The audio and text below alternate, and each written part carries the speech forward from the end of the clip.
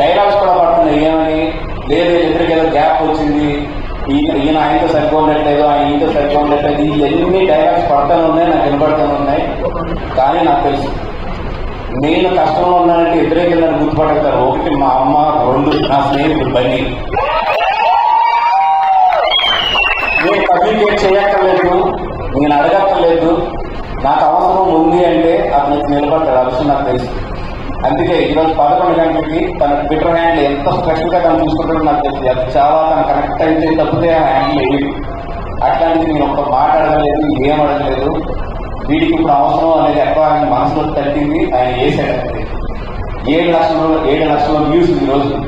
అదేవిధంగా ఆయన ఇన్స్టాగ్రామ్ తీసుకుంటే 7 లక్షల 6,50,000 వ్యూస్ ఉంటారని చూస్తుంటే ఒక స్నేహితుడికి ఎప్పుడు నిలబడాలి, ఎలా నిలబడాలి అనేది తెలిసిన ఒకే ఒక వ్యక్తి ఎవరంటే నా లైఫ్ అయితే అది బండి గారు.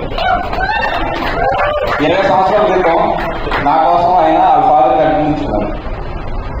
ఇక గుర్తుందో గుర్తులేదు సార్.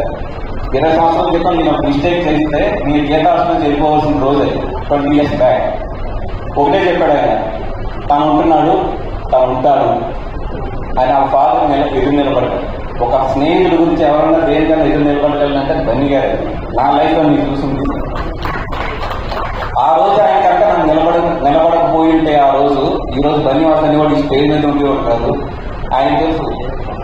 ఆయన నేను సంతోషంగా ఉన్నప్పుడు ఎప్పుడు కూడా ఏ రోజు కూడా మా ఇద్దరి మధ్యలో ఏమంటే కంగ్రాచులేషన్స్ లేదా ఏమంటే హ్యాపీ బర్త్డే లేదంటే ఏమి ఉండవు మా ఇద్దరి మధ్యలో.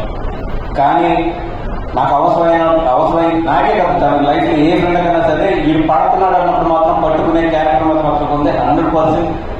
ఆయన ఎక్కడున్నా ఏం చేస్తున్నా, నేను ఎక్కడున్నా ఏం చేస్తున్నా కూడా ఆయన బాగుండాలి అంతే. ఎందుకంటే ఆయన మంచి మనిషి.